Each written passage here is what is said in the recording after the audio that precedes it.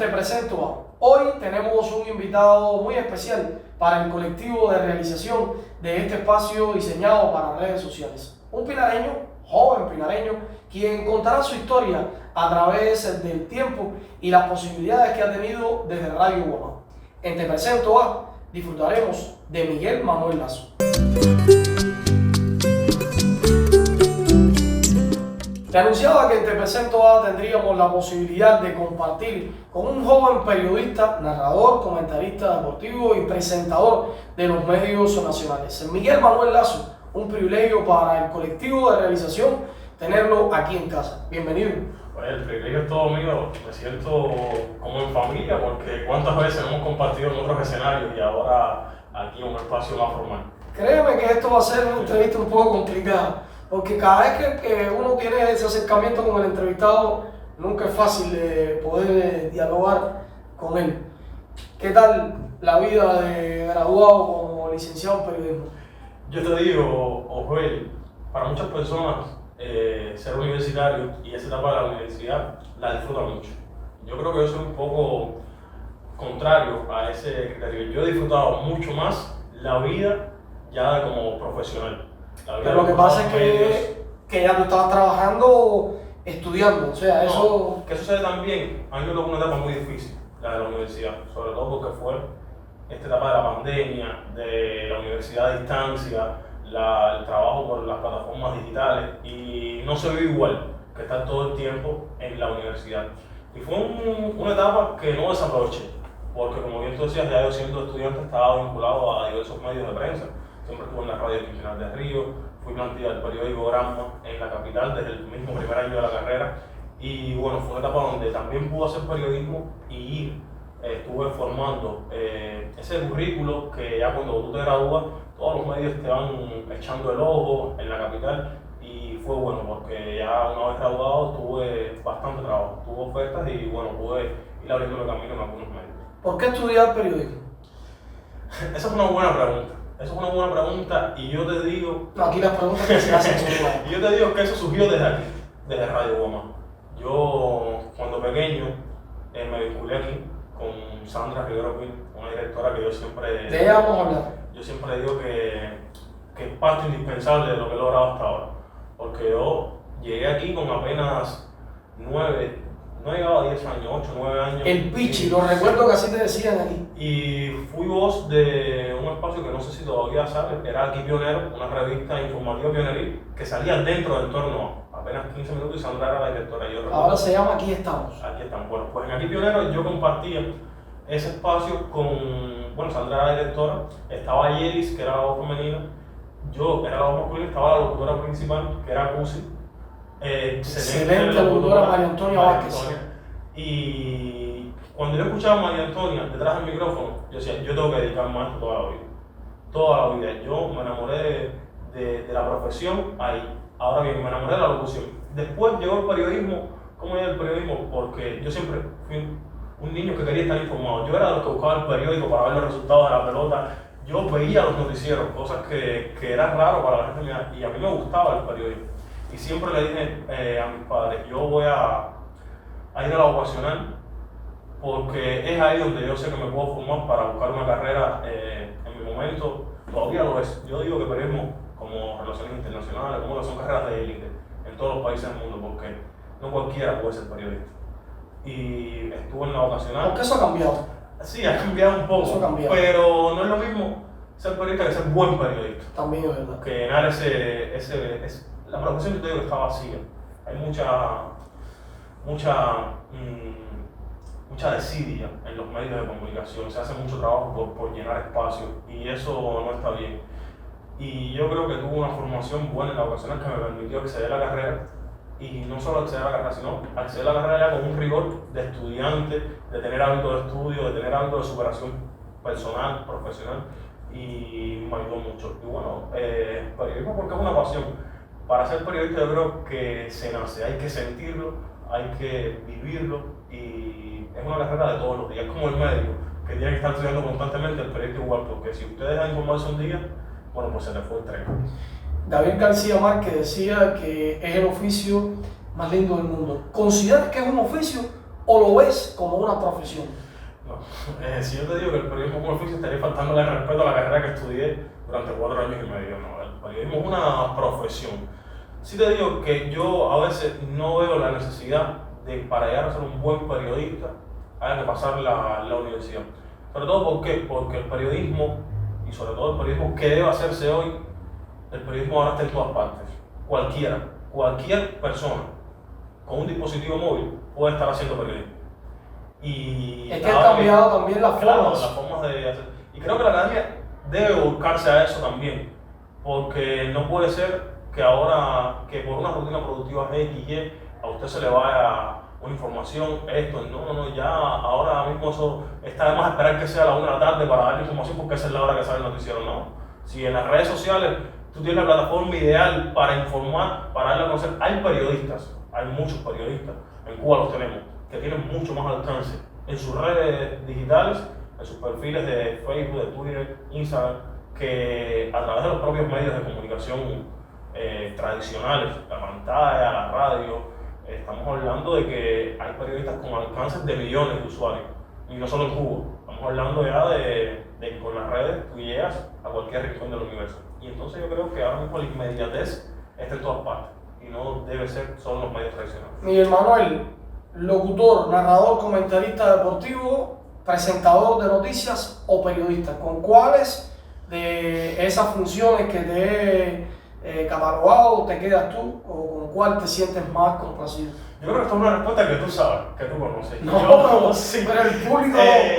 yo me siento realizado cuando estamos describiendo deporte, cuando estamos narrando deporte. Esa es mi pasión de toda la vida.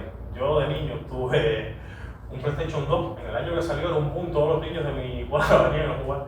Y yo a veces los dejaba jugar a ellos, que yo me paraba detrás de los sillones a narrar lo que estaba pasando en la pantalla con los videojuegos. Parecido a Ferrer, sí. Ferrer narraba con la lata de la... Ah, sí, yo no narraba con la lata, pero narraba con la consola, con el Play 2, un televisor antes de esto, desde que cambiaron con los PlayStation. Bueno, yo tenía todo eso.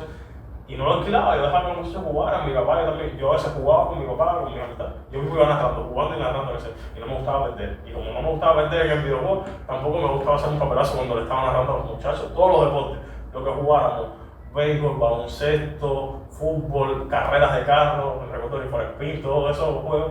Y yo creo que ahí nació el bichito. Ya después en la radio lo veía ustedes, tuve referentes, creo que tuvimos el privilegio de nacer en esta provincia, porque de ser pinareño, yo te digo, que es un privilegio, y sobre todo desde el punto de vista de la narración deportiva. Pinar del Río es una escuela muy bien lograda, con referentes que ya hoy son históricos, porque que nadie dude que esa dupla que hizo Julio Dante Alonso y Ferrer Pimienta es de las más emblemáticas que ha dado este país, y es un privilegio todavía seguir contando con ellos, y ya a nivel ocasional tenerlos de vez en cuando detrás del micrófono también. ¿Crees que hoy se puede hablar de un talento moldeado gracias a esos referentes, o sea, a Julio, a Ferrer, desde tu persona? Yo creo, Bill, que Pinar del Río pudiera tener mucho más. Y no es que pudiera tener, es que Pinar del Río necesita más, sobre todo porque tiene la escuela, tiene los maestros, y hemos sido vagos a la hora de formar nuevas generaciones de narradores, comentaristas deportivos. ¿Desde cuándo esta provincia no hace un curso para buscar el talento? Hace muchos años. Para ver dónde está el talento. Y creo que ha sido por un nivel de vagancia. Te diría también que, no sé, hemos visto que con los que están resolvemos y no nos hemos preocupado por buscar el futuro. Y eso puede ser un golpe duro para la radio, para todos los medios de comunicación en Pinar del Río. Creo que después de Julio Ferrer, bueno, estuvo Amaya contigo, fue la pareja que sucede a esta emblemática, y sin duda fue una pareja con mucha calidad. O sea, que nadie dude que Jorge Benítez y Amaya Esquivel son narradores, comentaristas deportivos, en cualquier deporte. ¿En qué tú crees que va que la pareja brille? ¿En qué tú crees que va que trascienda en la narración y más que eso en el imaginario popular de la gente? Yo te digo que la clave está en que uno no trate nunca de ser mejor que el otro. Tiene que haber un equilibrio. Es como nos decía Julio Ferrer muchas veces, la pareja de narrador comentarista deportivo es un matrimonio. Incluso ahora no se viaja tanto, viajamos en playoff, en una situación determinada, pero antes se viajaba en toda la serie nacional.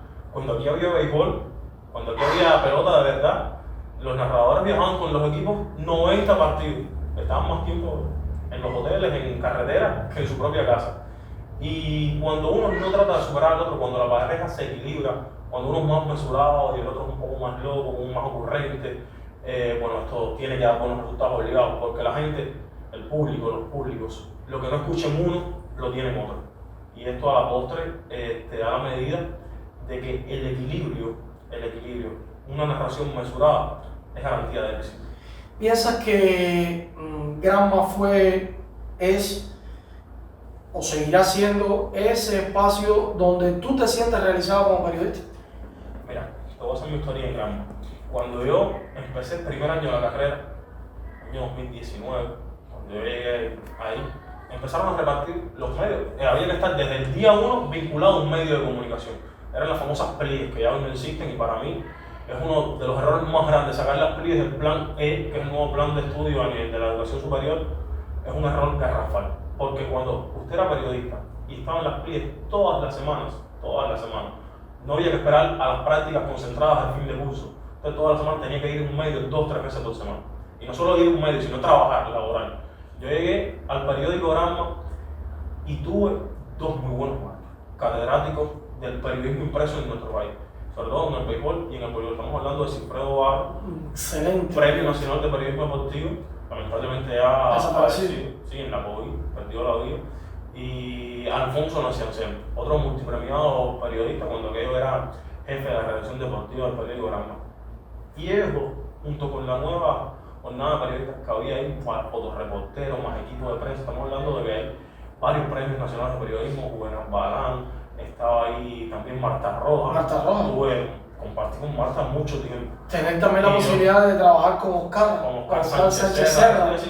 Cuando aquello estaba Alié también, Alié Arzola Lima. Sí, habían periodistas, muy buenos periodistas, que hicieron que yo me interesara por el periodismo impreso y que no lo descuidara.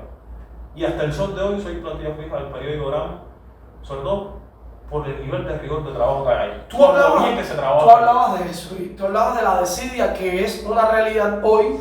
Tienen muchos de nuestros medios de comunicación. ¿Qué pasa en Granma que no sucede en otros lugares en los cuales te desarrollas profesionalmente? Mira, Granma es un diario.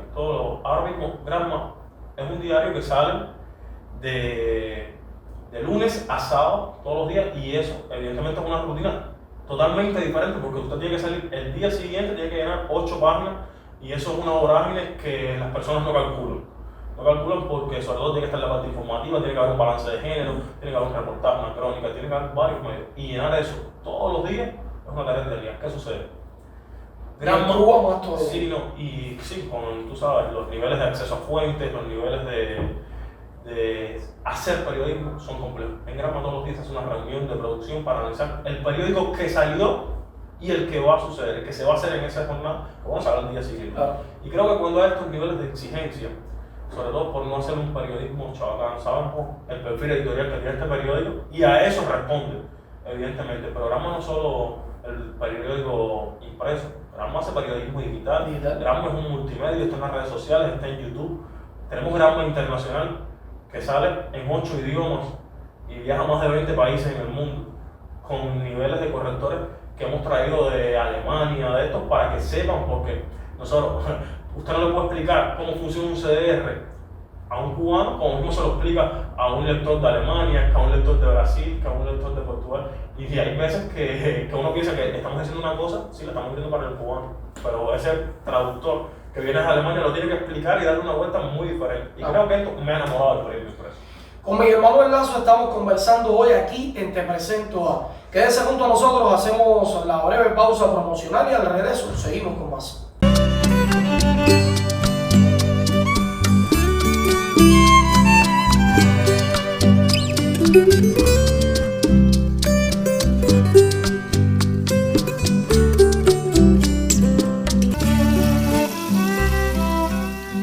Conversamos con Miguel Manuel Lazo, joven narrador, comentarista deportivo de los medios nacionales, periodista y un pinareño que ha acaparado la atención de muchos de sus seguidores a través de la multiplataforma de Radio Guamá.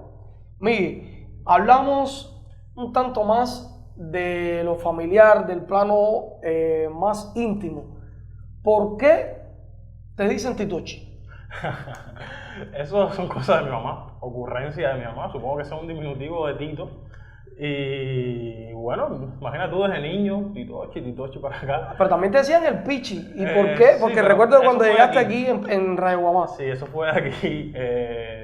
Pues Rel fue el primero que lo empezó. Ya después se quedó aquí a nivel de pasillo. Era el Pichi para arriba, el Pichi para abajo. Cuando venía a grabar, oye, el Pichi no ha llegado. Y bueno, eso se ha inmortalizado aquí ahora contigo también. Oye, además de ser el único hijo de la familia, eres un nieto muy querido y tienes una familia muy bonita. Cuéntame de esta relación familiar, que el entusiasmo por quererte, por estar todo el tiempo junto a ti, es desmedido, diría yo. Sí, yo tengo que decir que yo soy muy afortunado por la familia que mis padres construyeron, ¿no? La familia que me tocó. Hay algo, dicen que las amistades se escogen, pero la familia es la que te toca. Y yo en ese sentido me siento muy afortunado. Mis padres están juntos desde que estaban en el pre y hasta la actualidad. Yo siempre tuve ese apoyo incondicional al lado de uno y de otro, en todas las etapas de la vida.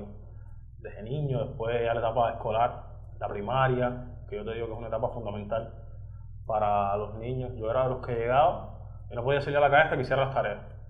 Eso era con una regla y una chancleta sentado en la mesa haciendo tareas. Mi mamá la te lleva palito, de que te equivoques, eso había que repetir 40 veces en el papel. Y así yo creo que se fueron formando hábitos de estudio para lo que vino detrás. Creo también que siempre tuve el apoyo de los dos para todo. Siempre me sentí muy protegido. Un niño protegido, y eso lo inculcaré a las generaciones que vengan después de mí.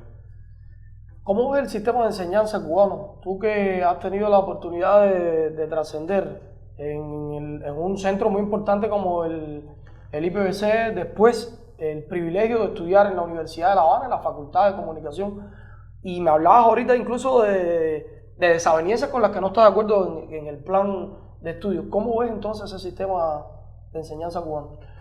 A ver, Cuba tiene un sistema educacional, yo te diría que muy robusto, muy completo, sobre todo porque que nadie dude que en este país hay oportunidades para todos. Aquí el que se lo proponga se hace universitario.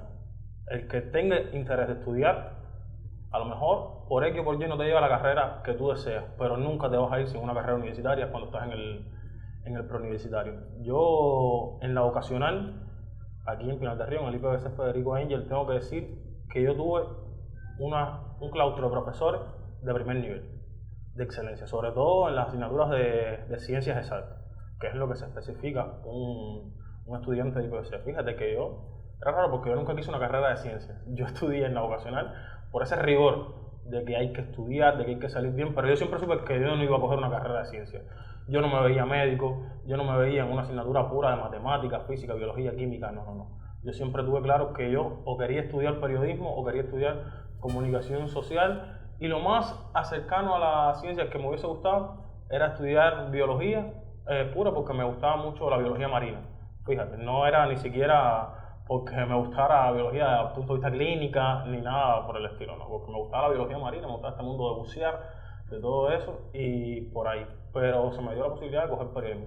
Ya en la universidad te digo que ya, como todo en el país ha ido cambiando, yo creo que estamos en un país que se está transformando constantemente.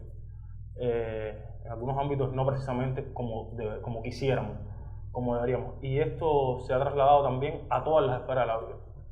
En la universidad sí ya tuve un claustro más acercado a mi tiempo.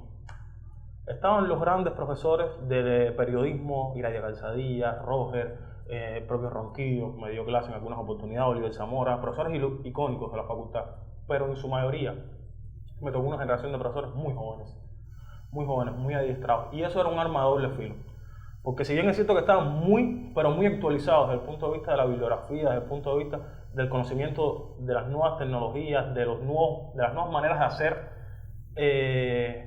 quizás les faltaba la experiencia, claro. Quizás les faltaba horas en el aula para llegar a ser profesor universitario. Sin embargo, creo que esa mezcla que logró la facultad aunque desbalanceado, porque eran más los jóvenes, los noveles, que los profesores titulares. Sobre todo en años clave, como es el último año de la carrera. El último año de la carrera yo tenía un solo profesor titular y el resto eran adiestrados. Y creo que esto se está viendo sobre todo por el éxodo masivo que hay del sector estatal. Quería hablar sobre tu visión. Eres un joven. Sí. Y has tenido, yo diría que una oportunidad única en medio de las circunstancias que vive el país de poder llegar a los escalones, a los estadios más altos de tu profesión. Así es. Y yo creo que esto es importante también. Sí. ¿Crees que es la propia coyuntura que se le ha dado a Miguel Manuel Lazo del déficit de profesionales? ¿O crees que la juventud cubana, y no estoy hablando de los médicos, del maestro, estoy hablando en tu generación, en tu profesión, crees que tiene oportunidades de crear en este país? Sí lo creo. Sí creo que aquí hay oportunidades de crear y de hacerlo bien. Mira, yo siempre le digo a mis compañeros, a veces me invitan a la facultad de comunicación, yo soy una persona que también me gusta mucho la docencia. Impartí una asignatura de periodismo deportivo en un taller para niños que estaban interesados en acceder a la carrera en el Centro de Estudios Adolescentes AMAS, un proyecto bellísimo creado por la Oficina del Historiador de la Universidad de La Habana, donde muchos profesionales van ahí a dar talleres de forma gratuita a muchos niños, sobre todo de barrios en situación de vulnerabilidad, de Centro Habana, Habana Vieja, Guanabacoa. Van ahí los niños y es una tarea bonita. Y yo siempre le inculcaba a mis alumnos que en este país uno puede llegar a donde se lo proponga. Yo soy de una generación que yo he tenido todas las oportunidades, ya sea por un problema de coyuntura, no sé si es porque los directores, las personas que les toca decidir, han visto en mí el potencial y me han dado el hueco, han dado el chance. Yo siempre he tratado de esa oportunidad, sea como sea, he tratado de aprovecharla. Porque lo que sí no puede ser es que yo, a pesar de que yo sí siento que soy de una generación que ha quemado etapas, yo siento que siento que las he podido haber quemado y que he llegado, yo hice el noticiero más importante de este país, que es el noticiero estelar de la televisión cubana, con apenas 24 años. Yo no sé si eso pudo haber pasado en los 90 ni pensarlo, y en el del 2000 al 2015 no tengo idea de que eso haya podido pasar. Y es una cosa, te lo tengo que decir, yo me siento muy orgulloso de haber llegado ahí tan joven y de haberlo hecho, no quizás a la perfección, pero con dignidad. Salvar un producto y que el público reconozca que siendo tan joven tu trabajo es digno, es acorde a lo que se espera. No sé, ya te digo, si es por el déficit, si es por talento, si es por que he aprovechado todo lo que se me ha dado. Pero ahora, así seguiré, aprovechando todas las oportunidades que me da la vida, yo las voy a aprovechar. Hay una situación contradictoria. Tú expones el potencial que tienen los jóvenes y hoy muchos jóvenes emigran de Cuba. Hoy es una realidad la emigración y con marcado con una marcada acentuación en el sector juvenil, en el sector profesional. ¿A dónde vamos a parar desde este punto de vista? Yo hace unos meses, un titular de un medio de prensa cubano se hizo viral que decía: los jóvenes cubanos no se quieren ir de Cuba. Y de eso se hizo meme, se hizo una propaganda, tal vez política, subversiva, no sé. Yo soy del criterio de que los jóvenes cubanos no se quieren ir de Cuba. ¿Ese es tu criterio? Sí, los jóvenes cubanos desean vivir en Cuba. Nadie quiere estar lejos de su familia. Nadie quiere estar separado de sus raíces, del lugar donde nació, por donde siente. ¿Qué sucede? Ahora sí, todo el mundo, y más en el siglo que estamos viviendo, necesita sentirse respaldado, sobre todo desde el punto de vista económico, motivacional, aspirar a mejorar su calidad de vida y sobre todo poder aportar a esa familia que un día hizo por ti. Y si desde ahora las condiciones no lo permiten, las personas van a buscar una estrategia. Y si esa estrategia de vida, si esa fórmula no está dentro del país, mira, yo te digo, no estamos en la época donde todo el mundo estaba dispuesto a ese sacrificio enorme que duraba años y a veces ni se conseguía. Ya las personas necesitan ver su realidad en logros personales, en por qué no se puede aspirar a tener una casa propia. Aquí la juventud tiene que vivir con 2 o 3 generaciones en su casa. ¿Por qué? No, en ningún país del mundo eso sucede y nosotros tenemos que aspirar a que aquí un matrimonio joven pueda vivir solo, pueda tener su espacio, pueda sentirse realizado personalmente. Y a eso debe encaminarse el país. ¿Sientes que haces un periodismo libre? Desde el punto de vista, a mí nunca se me ha censurado un trabajo. Yo te lo tengo que decir claramente. Yo sé en el medio de comunicación que trabajo, sé la línea editorial que responde y el día que no me convenga me tengo que ir de ahí. Pero sobre esa línea a mí nunca me ha censurado un trabajo. Quizás desde el punto de vista editorial, alguna que otra frase haya que cambiar, pero eso está bien y los medios tienen la autoridad para hacer eso, para esos correctores, para esos editores y ese es su trabajo. Pero yo nunca te puedo decir que yo he planteado un tema y me han dicho no, por ahí no.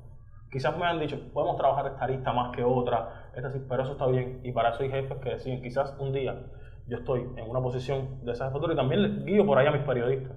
Yo creo que el día que a un periodista se sienta censurado en un medio de prensa, simplemente no puede trabajar ahí. Y tiene que buscarse otro camino. Hablemos de periodismo porque nos queda muy poco tiempo y me gustaría despedir la entrevista hablando de lo que estudiaste, de lo que te apasiona, de lo que te ha hecho visible en el espectro provincial y nacional. ¿Qué periodismo aspira ver, hacer, respirar desde la redacción Miguel Manuel Lazo? Yo lo he dicho en varios espacios. A mí me gustaría ver un periodismo donde la gente se vea más reflejada, donde los problemas reales de la población estén en la agenda mediática de los medios de comunicación. Aquí muchas veces, a nivel nacional, fíjate, estamos hablando ya de los medios de prensa nacional. Yo te diría que existe un divorcio muy marcado entre la agenda mediática y la agenda pública. Y de eso se ha hablado en muchos congresos de la UP y el propio presidente de la República. Yo recuerdo en el último congreso de la UP, el presidente Díaz-Canel dijo que él nunca ha pedido en la vida ser titular en todas las emisiones, ser titular en todos los periódicos. ¿Y lo es? Y sin embargo, todos los días nuestros medios de comunicación... Incluso hasta sus tweets. Claro, un tuit del presidente no tiene que ser noticia. Es una red social. Sin embargo, violamos lo propio que dicen los mandatarios. Y eso ya va muchas veces por la visión errónea de muchas de las personas que dirigen los medios de comunicación. Porque hay una ley de comunicación que hemos pasado las de Caín para tratar de aprobarse. Todavía no está en la Gaceta. Es oficial, pero no está en la Gaceta y talleres por aquí, talleres por allá y quita artículo y ponga artículo. Sobre todo para que los periodistas se sientan respaldados y puedan, desde un punto de vista legal, sentirse confiados en hacer un periodismo que apoya al que lo necesita. Porque que nadie dude que el periodismo, el buen periodismo, puede ser una herramienta útil de la sociedad. Sobre todo porque hay personas que muchas veces me dicen, yo no veo noticieros porque no creo el contenido que se está publicando ahí en el noticiero. Y a veces hay que ponerse del lado de esa persona que te dice eso y no pensar que eso es un criterio vacío, que eso es un criterio sin razón. No, ¿por qué? Vamos a escucharlo, vamos a analizar el producto que estamos ofreciendo. Vamos a ver si de verdad lo que estoy diciendo en este reportaje está pasando. No nos podemos quedarnos con lo que nos diga una sola fuente. Hay que contrastar, hay que ver si este me dice esto, si por aquí, por el ministerio es real, si se está dando más, si se está dando menos. Porque la gente realmente sabe. Y engañar a tus públicos es perder credibilidad y eso sí es fatal en un periodista. Cuando un periodista pierde la credibilidad ante su público, lo perdió todo. Estamos llegando al final y yo siempre trato de interrelacionar al espacio vital que nos daña, que nos preocupa, que nos ocupa, que es Cuba. ¿Cómo te ves en la Cuba de unos años? ¿Cómo te ves en esta Cuba actual? ¿Te sientes realizado? Yo sí me siento realizado en Cuba. Te lo tengo que decir sin que me quede nada por dentro, porque yo he logrado trabajar y vivir de lo que me ha gustado. Es cierto que la familia apoya, que te abren puertas, pero yo he trabajado siempre donde me ha gustado. Profesionalmente aspiro a más. Aspiro mucho más, como todo en la vida. El conformismo es de mediocre. Sí, y es fatal. El conformismo con lo que ya lograr, no, ya logré esto, pero voy por más.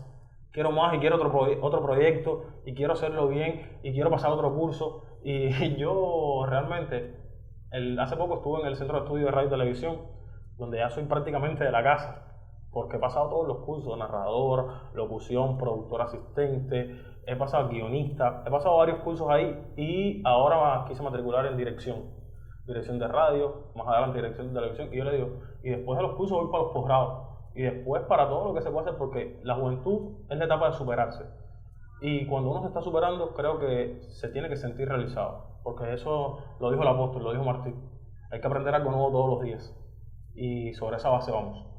Con Miguel Manuel Lazo de la Vega Izquierdo estuvimos conversando hoy en Te Presento a un joven narrador, comentarista deportivo, periodista que ha estado copando las pantallas de nuestro país, pero inició aquí en Pinar del Río, en Radio Guamá, esta puerta grande que le ha abierto el espectro de profesional de los medios de comunicación. El próximo sábado regrese, estaremos nuevamente este equipo de realización de Te Presento a para continuar presentándole la vida de un pinareño, esos que hacen camino al andar.